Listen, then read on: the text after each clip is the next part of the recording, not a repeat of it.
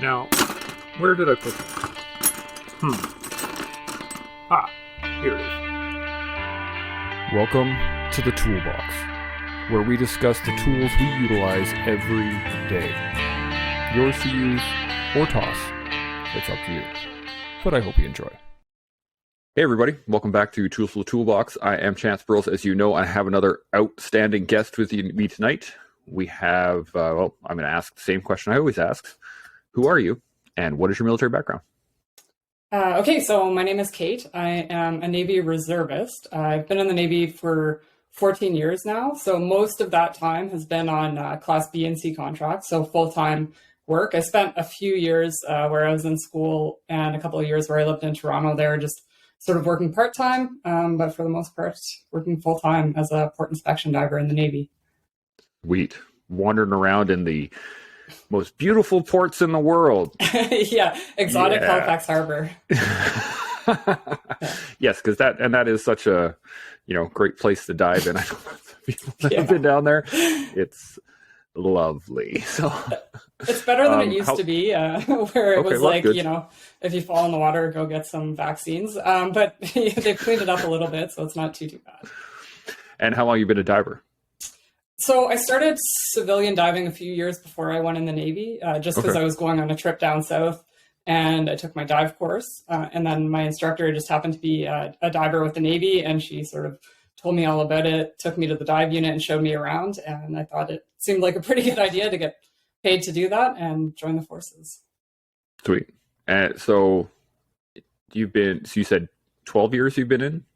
14, yeah. 14. So I joined My brain is fried. Yeah. I don't know. 2008 I got in. 2008. Oh man. Yeah. I was running around in Afghanistan in 2008. A long time ago for me.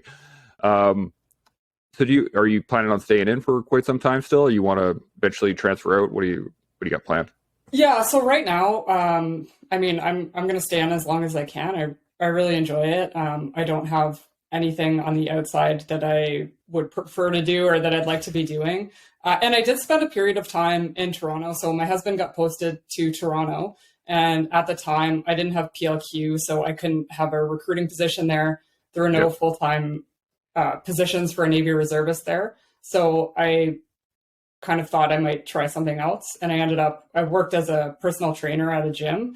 And it was something that I thought that I would enjoy doing. And then once I was actually doing it, I realized that, it wasn't for me at all. It was really highly sales based, terrible hours.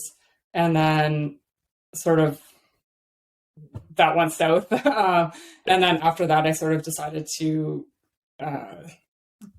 go full time, sort of back in the forces. So, yeah. Right on. Well, it's an interesting world outside of the forces to begin with. It is, yeah. It's different, and some people love it. And it could just be that maybe that wasn't the job for me. But right now, I have very high job satisfaction, so I don't have any reason to do anything else. Yeah. If you love it, I mean, I miss being a soldier sometimes. There are days, and I usually call my buddies, and I'm like, "Hey, what are you up to?" Mm-hmm. And they're like. They're usually, I'm in some fucking place in Wainwright or some shit. And you're like, okay, cool, man. Thanks. That's all I needed. I'm done. But yeah, there's always parts you're going to miss from it when you're out. And there's always parts that you enjoy while you're in and vice versa, because no job is perfect. But today we're going to be talking about the comfort zone. Mm-hmm. And well, first off, let me actually get into this before we do that. You also have a podcast. So let's talk about that first before we get into the comfort zone, because I want to hear more about that. How did you get started with that?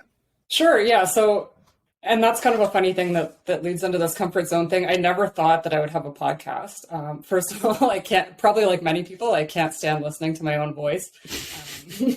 And I'm an introvert, right? So I didn't think that I would ever be in a position where I'm, first of all, contacting strangers, asking them if I could interview them, and then talking to them for, an hour plus, and then editing this podcast where I'm listening to my voice for that long. But I listen to a lot of podcasts all the time. I hardly ever listen to music anymore. And a lot of them are run by ex-military guys. but guys being the keyword. And occasionally they'll have a really cool female guest on. And I just started to think like a lot of women probably, maybe some are, but for the most part, a lot of women probably aren't listening to, like Jocko and Andy Stumpf and Mike Ritland and all those sort of alpha male, like, tier one guys. Right. So, but I thought like they should, right? Like they should hear the stories of these really awesome women.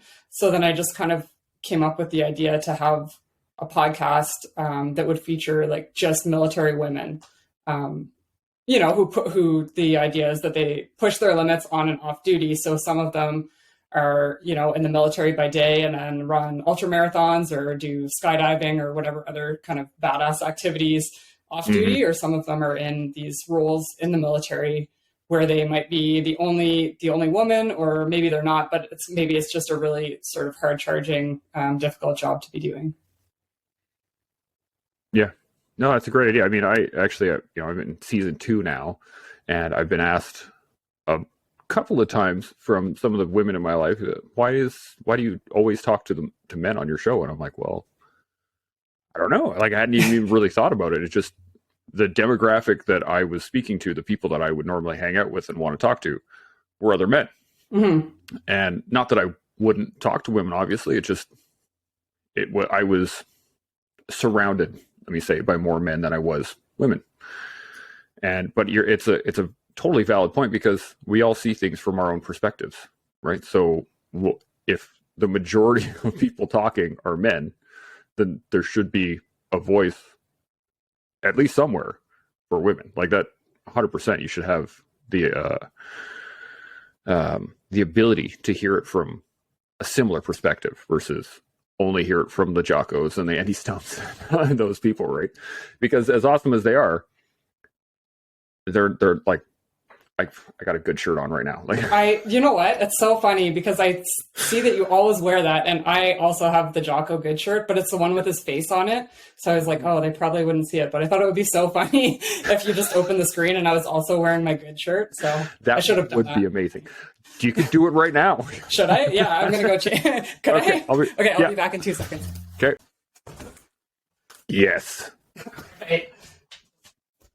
There we go. Outstanding. So you can there we go. See. Now I literally I can see him like glaring at me just from the bottom of the screen. I'm going to tag the shit out of him in this podcast. Hopefully he'll see it. It'll be amazing.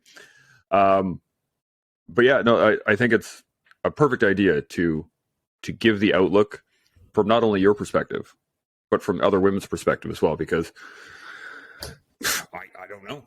As much as I can empathize, I can't see it through your eyes. So that's fantastic. And I think, like you were saying, well, why aren't there more women on the podcast? And you're like, I don't know. But I think a lot of it too has to do with the network. And it's kind of like for me, I'd really like to get more international women on, but most of my network and my suggestions come from Canadians. Not that there's any, I'd love to have Canadians on, but I'm also just trying to get more Americans and Europeans. And so I'm kind of having to do a little more work reaching out and finding some international ladies to get on. So if anyone knows any, then let me know. Yeah, absolutely. I got a few. I'm going to send you a list of names, definitely for you to check out. And I mean, I had the same issue, right? I was talking to a whole bunch of Canadian dudes that I knew, and then my network from that network started to expand. They're like, oh, you should talk to this guy. And he was American. Or I'd see somebody on Instagram and I'd be like, you know what? I'm going to send him a message. And it's just kind of exploded from there where hey, do you know anybody I should talk to? Oh, do you know somebody I should talk to? Ooh, you just start expanding it. But being an introvert and not liking the sound of your own voice and not really wanting to start a podcast, how has that affected your comfort zone in terms of the way you look at yourself, the way you speak to people? How has that affected it? Yeah. So initially, I picked someone that I kind of knew for the first episode, Yvette Young. She was at my reserve unit in Toronto. She's a, world Taekwondo champion. So for that, it was like, okay, it's still kind of outside of my comfort zone. But, even just doing the interview And that first one, you know, I go back and I'm editing it and I'm like, oh God, I should have said this or that, or I sound ridiculous.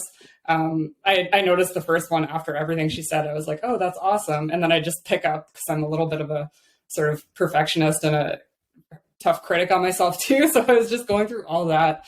But I think just getting those like reps in and realizing that, you know, all these podcasts that I listen to, you know, and I'll use Andy Stump for an example again, like, you know, his first bunch, like they were good, but now he's just become like so good at interviewing people, but he's done so many. So it's just like, okay, no one starts off being like this perfect, amazing interviewer, and just sort of telling myself like, the more I do, the more comfortable I'll be.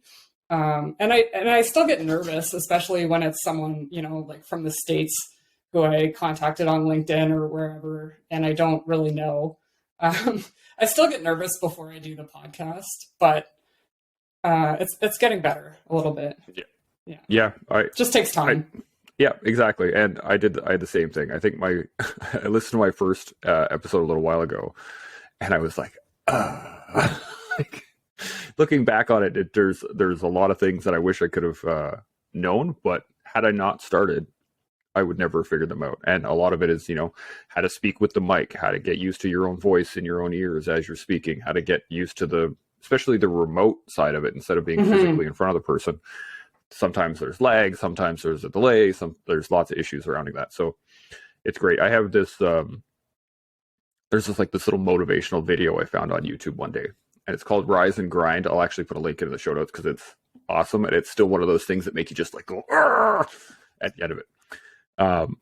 But there's a point in it that I really love hearing.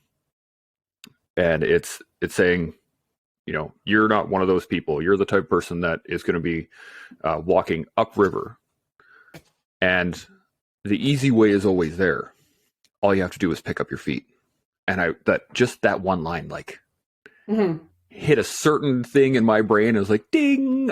Oh, yes, it is there, because I could stop at any time, right? If this got hard, I could just say, nope, and stop. Shut down all my subscriptions. I don't even have to do that. I just, you know, wait until it stops charging my credit card. Or like, you can just stop at any time trying to get out of your comfort zone, because that comfort zone, it's just there. And all you have to, the only thing you have to do to be there is to stop doing whatever it is you're doing. So the question I have for you is how do we not pick up our feet? Or how do we pick our feet up for a second or two to take a breath and then carry on? How do you do that? What do you mean? Like how do you keep going, or how do you sort of when all you want to do is pick up your feet and stop? What do you do? I think a lot of that too comes down to like that inner dialogue, I guess, and not being, so I spent a lot of my life being like really hard on myself and having this terrible like inner critic. And I think, you know, previously, like maybe I would have just stopped or said like, okay, this is, you know, if we just pick the podcast, for example, just thinking like, oh, well, you know, I don't have that many listens, or I'm shitty at interviewing, so I'm just going to stop. But just allowing yourself that time and just knowing that like, you're not going to be perfect overnight. Like there's that quote online that's like, you know, an overnight success was 10 years in the making. Right. Yeah. So and that kind of, you know, not that I'm trying to be an overnight success or anything, but just saying that there's all this work sort of behind the scenes before you see those people who are really good at what they do. Right. It wasn't just an instantaneous thing where they're so naturally gifted, and some people are, but for the most part, it's like people don't see the grind. Yeah. There was we had a guy from the Hill one day come down to 1CR, and he was like, okay, we're going to do some fibula training. And we're like, fuck. Everybody loves house clearing training. It's fun times all day long. And when you have someone that is like an expert, it's always great to see and learn from them. And yeah, he showed up out of nowhere basically and was an expert literally in front. We were sitting there watching it like, how? What? What? And I recently I just got a stripe on my blue belt, and my school has Master Silvio Bering come and do the grading every year or every 6 months for us. So we get to train with an 8th-degree coral belt every 6 months. It's outstanding, except for the last 3 years because of COVID, but that's besides the point. But he was showing a move that me and a buddy of mine, my training partner, we've been struggling with for weeks now just to try and get it right. And he did it, and he was just like, bang. And we both looked at each other like, oh yeah, like that. Let's just do it like that. Like 100%, no problem. But as you said, that guy's been doing jiu-jitsu for 50 plus years, like whatever. That guy from the hill came down, he's been doing straight fibula for however many years. He's a warrant, I think at the time, this was years ago. So at least 10 years, right? And that's where the work comes. That's, like you said, the grind. Just a little bit. One of my friends was talking about how he was on a shooting course, and he was having trouble, I think, with his grip or whatever aspect of shooting, and he just wasn't getting his rounds in. And one of the guys was a guy from the hill, and he was like, it's easy. You just draw your gun and you shoot, and just, punches out the 10 ring just was, but that is all of that, all of the training beforehand and the years of perfecting that leading up to that is what allows him to be able to do that. It's so hard to watch, but when taken with a level of humility, right, to look at it and say, okay, this guy has been working at it, or this gal has been working at it for 15, 20, 50, whatever many years to get to where they are. And when they started, they were right here with me. When I started jiu-jitsu, I love telling the story. I got paired up with a blue belt who was this tiny little girl, and she tied me in knots on my first class. And I was like, yes, there's obviously something to this. I want to learn it. And then for the next, couple of weeks, I got my ass kicked every day. You just keep showing up, and eventually you kick somebody's ass, and they're like, man, I'm never going to be good at this. And you're like, well, I mean, I was in the same boat 6 months ago, a year ago, 10 years ago, 15, 20, like we've all been there, right? Yeah. I think that the trick is, at least for me, was understanding that it's not the reps when people are looking that really matter. It's the ones that that no one is looking for. Mm-hmm. When it's 4 o'clock in the morning and you're outside training, or you're showing up for PT 10 minutes early to get a little bit extra in, or you're on the range for an hour longer, or you're on the mats when everyone else is drinking water and you're trying to get that move down. Mm-hmm. I think it's those points. Like somebody told me this great line, and it was, the pillow is always softest when you don't have to get up, right? When you have to get to work, right, and your alarm goes off and you're just like, fuck, all right. And off you go and you get up to work.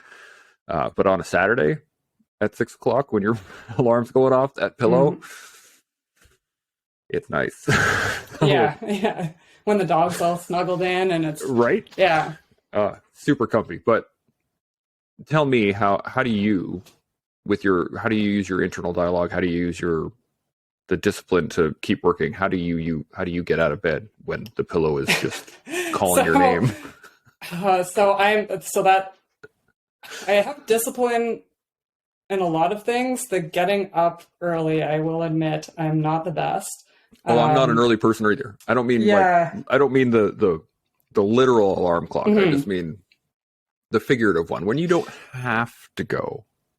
I think it just comes from, like, if it's something I enjoy or that I'm dedicated to, and I've told myself that I'm going to put the time in to get better at it, like, I almost feel guilty or just not right if I'm not doing something, even on the weekends. I mean, I have my time where I'm kind of lazy and do nothing, but there's a lot of time where it's like, okay, no, I need to go rock climbing. I need to go to jiu-jitsu class. I need to, because I want to improve and I want to get better. And I know that there's, I've watched a video online and I want to go and practice and implement that. So it's just almost where it becomes habit. You just do it enough. And I mean, in the past, I've been able to kind of like talk myself out of doing stuff, like, oh, I'll do it tomorrow, or I don't need to go to this class. But then you just kind of learn, like, you're not going to improve that way. You're not going to get better, right? And the time's going to pass anyway. So you're just going to sit on the couch and feel shitty that you didn't go to a class and now you're that much further behind. So that's one of the greatest teachers I found, was those moments where, I don't know, you zone out on your phone for 10 or 15 minutes, right? And you're just like, nah, nah, nah. And then you kind of look at the time and you're like, oh shit. Like, now I got to go do this, blah, blah, blah. And you realize that 10 minutes, it's gone.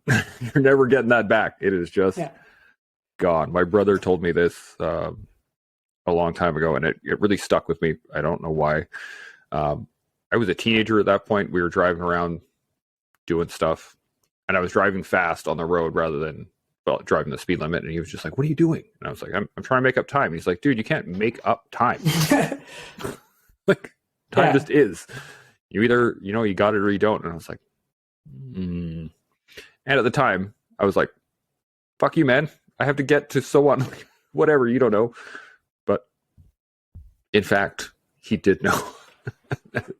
And it's tough. I find the challenge of that for myself, trying to get out of bed or trying to take that time to do something. Again, it hit me a little while ago. I saw my guitar sitting behind my couch, and I have it there because the moment I walk into my house, it's right there. I can see the top of my guitar, and I'm not a great guitar player, but I've had guitars since I was, 19, 20. And my dad is a great guitar player. Most of my family on his side are all musicians of some sort. You'd think I would be skilled in some way. No, not at all. So what I've started doing was, every time I sit down on the couch, I just pick up the guitar, put it in my hands. And then once it's in my hands, then I start, you just start playing with it. And then that's 5 minutes. That's a rep right there. Right. No one else is watching. No one else cares. But I just sat down and I put 5 minutes into the guitar and it's done. It's it's an easy way for me to just like, okay, I've done it. And you can put it away, even if you don't do anything. It's the same thing with writing, same thing with editing. I'm sure you're with the podcast and all this other stuff, like, if you don't do it, it never goes anywhere. Yeah, exactly. It doesn't disappear. It's still sitting there waiting for you. Yeah. It's challenging. So how do you, when you work in the podcast, how do you push yourself out of that comfort zone? Because, not just, the editing and the other stuff, you're expanding your mind every time you do it, right? Yeah. So how do you develop yourself in the conversations that you have? So a lot of it too comes with that editing process. So each time I edit, I'm not just editing it for, to release it, but I'm also paying attention to how do I sound in that? What could I have done to make this better? Or I catch little spots where I'm like, oh, I should have asked this follow-up question or this follow-up question. And then I just try and sort of implement those maybe the next time to make it sound a little bit smoother. Mm-hmm. I find too, I'm not overly the best at talking to strangers, but I find from doing the podcast, I'm sort of getting a little bit better at at questioning and just being engaged in those conversations and trying to sort of translate that then back to the podcast and having a good conversation. What do you think what's the neatest thing you've learned so far? If you got something. I don't know, just that, like, that I never saw myself doing this. I was never like, oh, I want to start a podcast. But through doing it, like, I've met so many really, really amazing people, and I've sort of expanded my network with, people like you who have other podcasts, and also with, my guests now that I still keep in contact with. Mm-hmm. And then it was kind of neat. I was on my dive research in November, and one of the girls who was on the course, like we were on course for like a week, and then and then one day she's like, "Oh, I didn't realize that was you that has the podcast." And I'm like, "Oh, you listen to it? Like that's super cool." So it's you know, and seeing the list of the different countries where it's listened to, I'm like, how is that even possible? It's so crazy sometimes to think about that, right? It 100% is, and I've said this to many people, and I use it as a kind of a motivating point for veterans and all the people that I talk to is we have access to something that no military or really citizenry in the world has ever had in the history of mankind, and that is a communication network that spans the globe and in an instant, right? It's not like, you know, I send you a letter and a couple of months later, you know, that letter returns. Okay, huzzah! You know, I heard from this person. I can't remember which Jocko podcast I was listening to, but they were talking about somebody from the UK in like the 1700s or something like that came to America or the North American continent in Canada. He was covering a book of some sort, but the statement he made was like, when your person left, when your kid left or whatever, you're never going to see them again. they sail away, gone. And maybe you might get a letter 3 or 4 or 5 years down the road, maybe. And now we don't have to do that, right? Like we used to have, you know, the Legion used to be the place where everyone hung out and talked and was able to reconnect. We don't need that anymore. We don't like, we can connect every day in an instant. I can, even before the show started, right? I just messaged you, bang, hey, what's up? How's it going? Blah, blah, blah. And it kind of, at least for me, it helped me realize that being the smartest person in the room was not helpful to me, right? And when I got out of the military and dealing with PTSD and depression and stuff, thinking that I was this hard charger, I'm a soldier, I could do whatever I want. And you start thinking like you're better than others, or others are better than you. And there's no way to move from those rooms, right? So you try to puff your own ego up a little bit and be this, you know, I want to be the smartest guy in the room. And I realized that was not helpful. That means that I was going to be the same person in 10 years that I would be right now. And that doesn't seem pleasant to me. I remember myself 10 years ago. I'm not that person anymore, and I'm thankful for it. It's a really good thing. Did you have a similar realization about being the smartest person in the room, or was that more of... I think that, so for me, I almost had the opposite, where I just had like such a low self-confidence, and yeah, I don't know if that's the right word for it. I guess it is. I mean, I used to, you know, play competitive, like if I played competitive sports, I'd be so hard on myself all the time, and just have this negative self-talk, and just went through a lot of my life maybe thinking that I wasn't as good as everyone else. And I still, you know, not that I'm thinking that I'm this amazing person right now, but even just thinking that, okay, I'm good enough to do this, or yeah, I belong in this room or on this course or wherever I am, right? Whereas before I would have had just such a negative thought process about it, and just being so down on myself. So no, it makes perfect sense. I mean, it gives you it. I guess it makes you want to be in the next room, right? Yeah, and right? That's the thing. Like, I find it's both sides of the coin. Like, too much is a bad thing. So having too much ego and thinking that you're the best, well, you're never going to get better because you're not going to listen to what other people say, and then you probably won't have that drive to go out and work to improve yourself because you think that you're already the best. So in that sense, that's bad. But then also thinking that you're never good enough to do anything, or that, you know, being so hard on yourself if you make a mistake is also really detrimental. So it's finding that sort of the midway between both, where it's like, okay, I'm not getting down on myself, but I'm realizing that these are areas where I can improve and that I need to put the work into to get better at that thing. And and that's okay. It's not like this negative self-talk, but it's just being self-aware, I guess. Yeah. No, I'm using this new philosophy that I've been talking about for the last little while called grace, not slack. Mm-hmm. And it's all about giving yourself the grace to try and fail and learn, but not the slack to say, I'm done. Exactly. Right? And that's a hard line to draw. But it really is what you're saying. It's balance, right? You have to try and know you're gonna fuck up, mm-hmm. and be open enough to learn from it. That's a tough thing.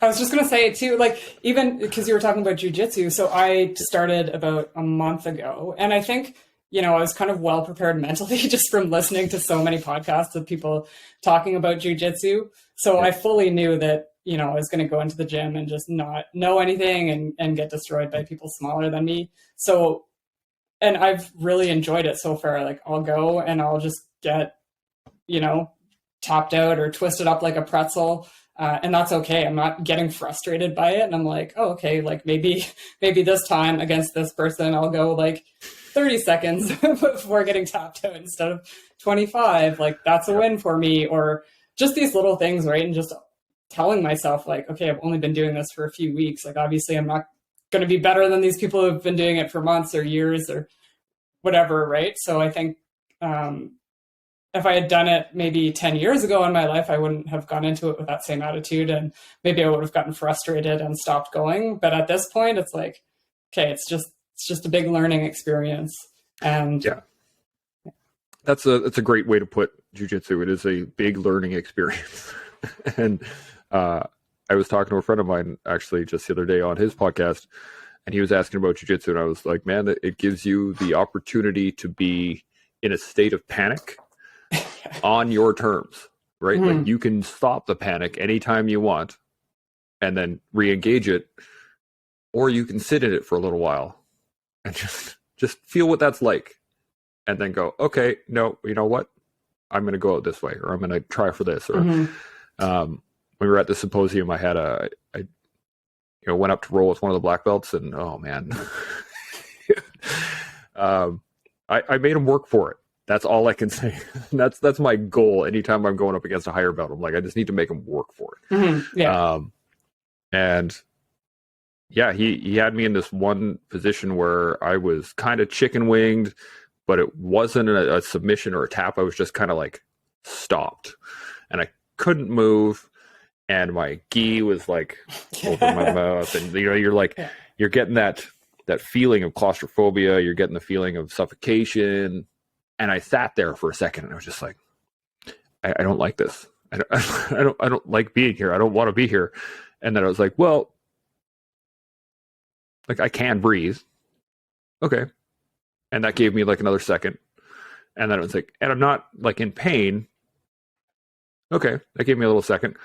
And every time I had one of those, like, where I would just slightly overcome that next stage, right? And you're like, okay. And every time I did that, my body actually started to relax, and that gave me a little bit more room to move my leg in here, or gave me a little bit more room to just shuck the shoulder over a little bit. But yeah, I appreciate you jumping in there on the jiu-jitsu point. I totally forgot my next question. Yeah, no worries. Jumped in there and saved me. That was awesome. The point that I was actually going to get at was it very similar to the point in jiu-jitsu, was the fact that in life, right, there are always those times, 100%, you're going to hit a point where you're like, I don't really want to be here. I really don't. And then you can either go, you can tap and say, nope, I'm done. I can't do this anymore. And then I find that the hardest point is to then re-engage it later, right? Like, it's okay to take a break. And that's where the grace not slack comes in. You just go, okay, give me a second. Okay. And then re-engaging it. But I find so many people don't. They just stop. And then, that we see it with in jiu-jitsu all the time, actually, when you see like a white belt show up and they're doing really well and they're awesome and they're there for like 6-7 months, and they get a stripe or something. Then they either get injured or school, life, kids, like shit happens. They miss 3 or 4 days in a row. Then they slowly, they come up once or maybe twice, then they're behind. They don't really know what's happening. And then, and then they disappear and you never see them again. I'm assuming you've been through many positions like that as I have. How do you get through those points? Yeah, I think, and that's where I find for me, like the biggest growth happens, like in that period where you're thinking, okay, I don't want to continue, or, I'm done. And then, continuing or re-engaging, coming back to it after, that's like that growth and getting out of the comfort zone. And that's where that happens. So then when you go and do that, then you realize like, okay, yes, I can do this thing that I thought I couldn't do before. Last weekend, I went skydiving to do a tandem jump, right? And so that was the second time I had done a tandem jump. And my first one was a bit of a disaster. So I had it in my head, like, yeah, I want to go skydiving. And the planes are really small. And so there's 2 people and 2 instructors in the plane. And one of the positions is right beside the door. And the other one is kind of, you can't see the door. You're kind of tucked away in behind the pilot seat. So I was in that position the first time, and the door opens and it's so loud and I couldn't see anything. And I was just like, I'm not going. And my tandem guy's like, we're not landing with this plane, you're going. And I'm like, nope. And I kind of had the hands out, and he literally had to pry my hands off the plane. And then once we shimmied to the door and I could once I could see the land, like I relaxed a bit more, but, and then I did the jump and it was fine, but it wasn't like the greatest experience for me, especially getting out of that plane. And then I could have just been like, okay, that was a disaster. I'm never skydiving again. But then I was like, I want to see if I can go up in that plane again and just be relaxed and not have not go into panic mode, and just be relaxed and enjoy the experience. And then, so when we took off, I was almost more anxious about being anxious than the actual jump. So we were going up and I could start feeling like, oh no, what if this is like last time? And I start to panic. And then I was just like, no, you know what? I'm by the door. I can see everything. It's good. I'll just relax. And then once that door opened, it was just like, I was so relaxed. You hang your feet out and then you just sort of tumble out. And I was so nervous because before I went, the roller coaster feeling, like when you're going up and then you like crest over and your stomach feels like it's going to like go. So you don't get that skydiving, which is kind of nice because I hate that feeling. Yeah. It's super weird. You just tumble out of the plane and then you're floating and it's really windy. And then once they pull the chute, it's just like this nice, relaxing, quiet glide down to the ground. So that was the thing, like for me, that was doing that again was like, okay, yeah, I have to get out of my comfort zone to do that. But then once I did it, like you feel like $1 million afterwards because you're like, okay, I overcame that. I proved to myself I could do it. It's just kind of like a little mental win, right? Mm-hmm. So, yep, little check in the box. Yeah, exactly. Yeah. And awesome. Something for the cookie jar, as David Goggins says. Yeah, it's one of the greatest feelings is being able to overcome something that you were telling yourself earlier you couldn't do. Right. And it really is. And I deal with this kind of regularly, is that trying to remember where I got it from. I think a quote from somewhere. Anyway, the question was asked, what's the best advice you've ever gotten? And the guy said, what if it turns out even better than you could imagine? And so I've started using that regularly whenever I start, doubting or going in that same moment of, that was just bad. I'm not going to do that anymore. Right. Mm-hmm. In order to re-engage, I have to talk to myself and go, hey, what if it's even better? Because equally, on one hand, it could go the same or worse than what you've already experienced. But on the other hand, in the exact same equation, it could go way better and even beyond what you initially expected to go better. That's, probability. There is equal chance of both just re-engaging in something or starting something. And I think, it's such a great point in life if you can get to an area where you say, I'm going to do something, and have it go badly, and then go, let's try that again. Yeah. I think I got the wrong flip of the coin on that one. Let's try that again. And I've told this to people in jiu-jitsu. I've told it to people with, dealing with PTSD or depression or alcoholism or anything, is that it could just go way better. It could. Just as easily as it could go bad.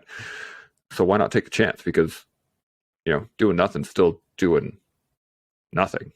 And really, whatever it is that you want, how bad do you want it? Yeah.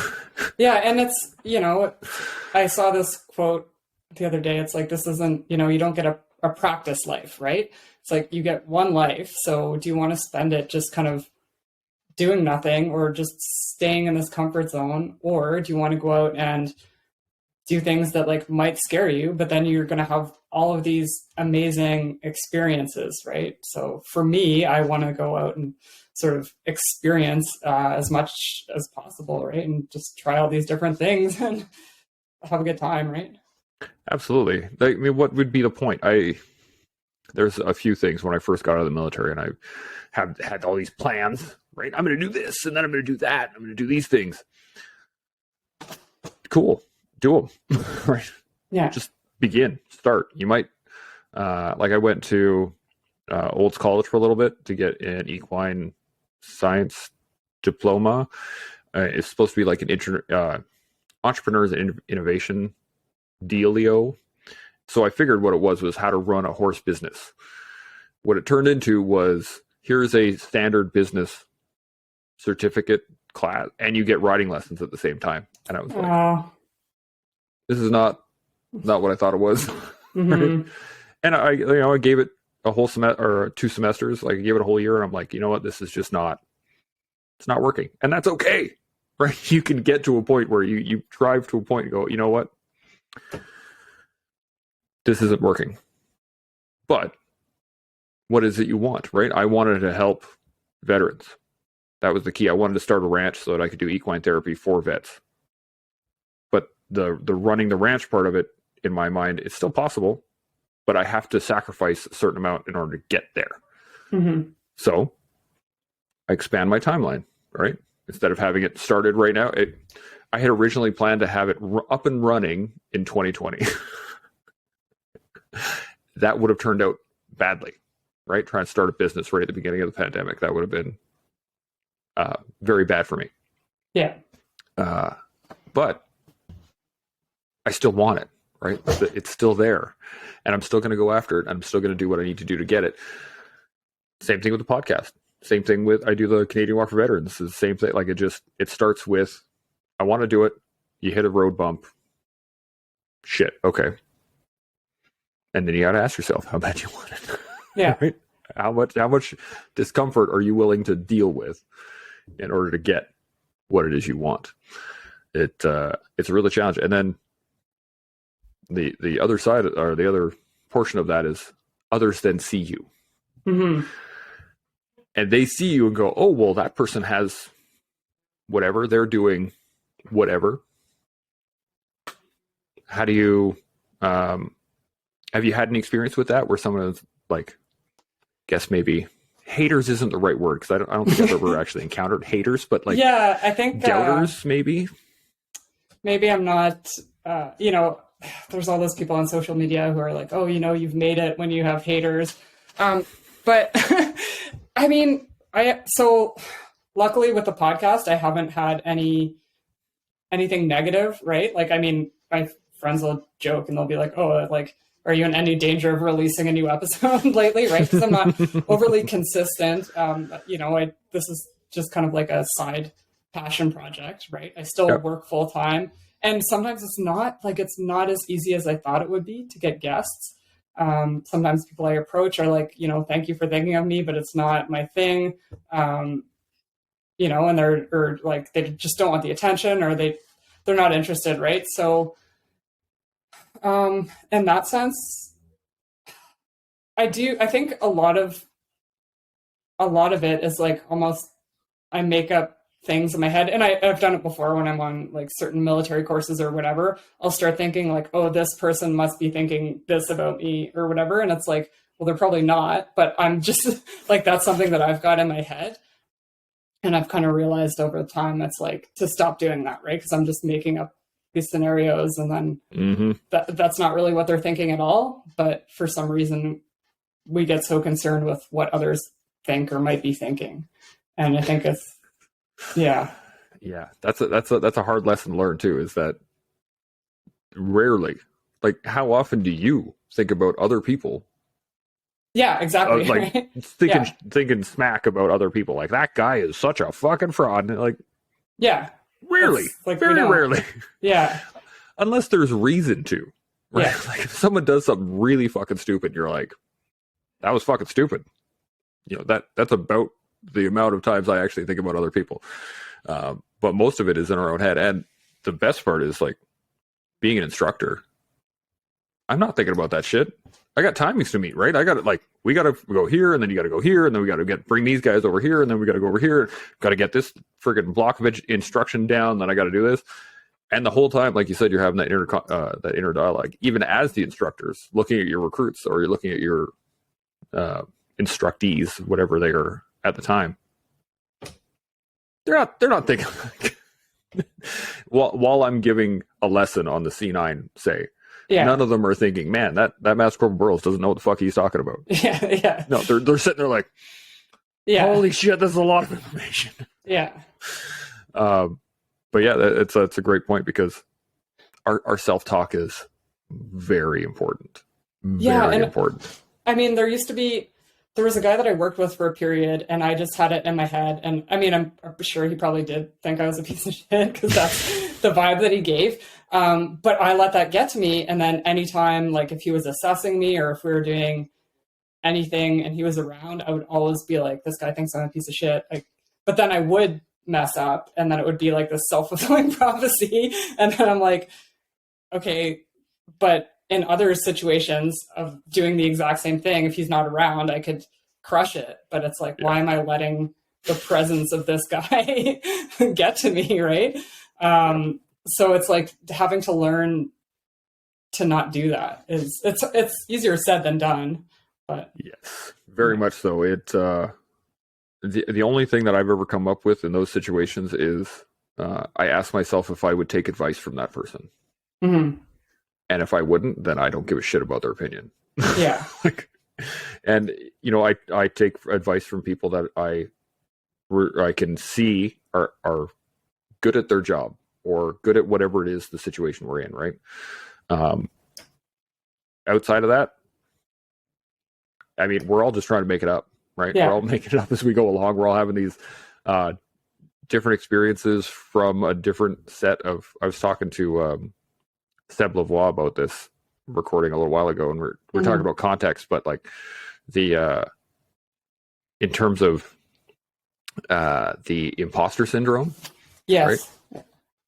We're all doing it, but we're all also just making it up as we go along. Like, none of us actually know what the fuck we're doing. We're making it up, trying shit based off the experiences we have, and seeing what happens. Yeah, it's an odd world we have out there, for sure. And like you were saying, like, taking advice, like, would you take advice from that person? It's like, most of the people that you would take advice from, you wouldn't be like nervous to be around, because they don't make you feel like a piece of shit. You know what I mean? Yeah. I've worked with so many people that are like so good at their job, so competent, but really good mentors, where if you do mess something up, they're not like yelling at you or jumping on your back. It's like, okay, like, well, why did you do this? Like, have you ever thought about doing it this way? Or what was your thought process when you were doing this? Right. There's so many different ways to do that, where it's just like, I don't know, sort of learned over my career, like jumping on someone and yelling at them. I mean, obviously, if it's basic training or a course like that where you're kind of supposed to be doing that, it's a different story. There's a time for it, yeah. Yeah, there's a time for it, or if it's like some sort of safety concern. But in general, people aren't going to learn if you're just treating them like shit or jumping on them and yelling at them every time they make a mistake. So yeah. And well, I say this a lot to a lot of other vets, and it's I can only show you the door, right? As a leader in a community, as a fellow veteran, as a former, whoever you are, right? If I have a piece of information, I can hand it to you and be like, here you go. You can take it if you want, right? Outside of that, I have no control of it. So, it helps with boundaries. It helps with maintaining, your own mental health, and it helps with a lot of other things. Is that it's also it's how you get people out of the comfort zone, right? Like, you have to show them the door. Here it is, right here. Yeah. All you have to do is walk through it. Yeah. But you still have to walk through it. Yes. Yeah. That's it. But it's also, if you have someone in your life that is, sorry, go ahead. Oh, I was just going to say, I see it a lot too with the military, where some people, they aren't happy in their jobs. Like maybe it's their trade or their position or what they're doing, and they complain a lot, but they're not doing anything about it. So it's like, in the military, there are so many different little things where it's like, maybe not your trade, right? But there's so many other opportunities outside of that. So, everything, right? Like there's a JTFX, like all the different things within CANSOFCOM, like conduct after capture instructor, like all these different like sub occupations. Or maybe if you're a skydiver, like go try it for the Skyhawks 1 year and get away from your office for a summer. Like there's so many opportunities, but people just don't do that, and they just stay in that, it's not like they complain, right? So I guess it's not a comfort zone, but for them, it's what they know. So it's the comfort zone, but yeah, they're complaining about being there. So it's like, okay, go seek out other opportunities, or maybe it's time for you to try a new trade, but taking that step to do that, they won't do it. Yeah. Well, I mean, a lot of the comfort zone is based on fear, right? That's the reason why you're in the comfort. It's scary to go outside your comfort zone. And it's a challenge to get out of those things. And I mean, I am definitely at fault. I was a bitter corporal for a while, and I thought I knew better, and I thought that all these other people obviously don't know what they're fucking talking about. Yeah. All the other people don't know what they're talking about. And over time, I started realizing that what I saw people do was making things, they would do stuff. They wouldn't ask permission. They wouldn't, complain about what needed to happen. They would just make it happen. And sometimes you need permission to do that, obviously, right? It's the military. You have to have little issues. But there's a little story I tell all the time that I love, because it really worked out well for me. But one day, my warrant came down, and he looked around into our bay, right? We're all sitting in the bay doing nothing, and he's like, all these roller chair, all the rolly chairs that are in here are a safety hazard. Get rid of them. And we're like, where are we going to sit? And he's like, shouldn't be sitting down anyway. You're here to work. And we're like, okay, what do you want us to do? And he's like, figure it out. And he left. And we're like, what? Okay. So we rolled all our wheelie chairs out, and they got stolen by the rest of the regiment, right? Because everyone just takes whatever they get. And then I think a day or two later, he came down, and we had some old school desks that we, kept magazines and stuff in, because some days you're just sitting around doing whatever. And he came in and was like, I don't like these desks either. Get rid of them. Roger that, warrant? Sure. No problem. And I took him outside, right? And we sat there on the floor, on the concrete, for I think a day or two, and I was like, fuck this noise. Not doing this. So I went to the scrap wood bin from the construction engineers, and I started grabbing 2x4s and whatever else I could grab, and I was like, you know what? fuck this noise. I'm going to do what I want to do. And so I brought a bunch of wood into the bay and I started building shit. And the warrant came down one day in the middle of like a saw and stuff. And he's like, what are you doing? And I'm like, construction training? Warrant? And he goes, yeah, all right, keep at it. And fucked off. Cool. And so I spent the next, week or so building benches that we moved into the bay so we could have a place to sit down. But we like painted them, put the engineer colors on them, put the, the spade and stuff for our troop and stuff. We just went down on it.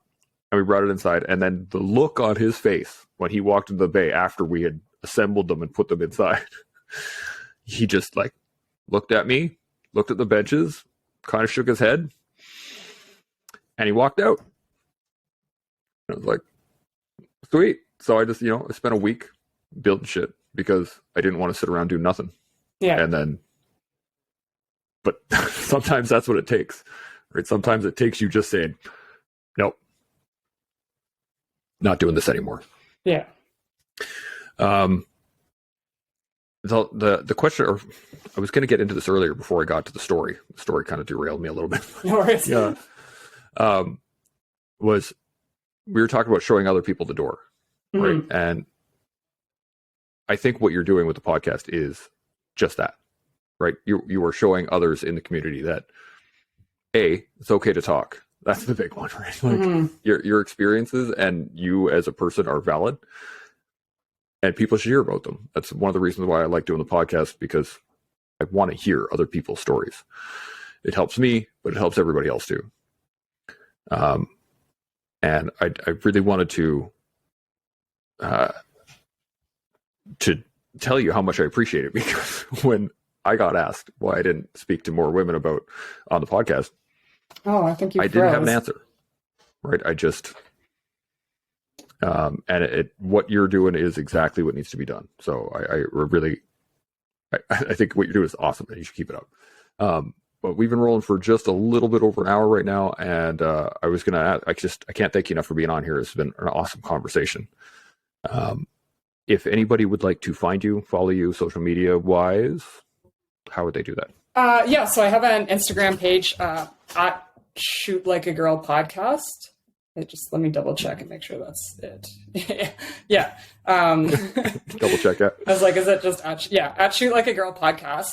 And if anyone wants to, I guess, email me, or if anyone is listening and they have suggestions for potential guests, like I said, I'm really big on getting more international women in there.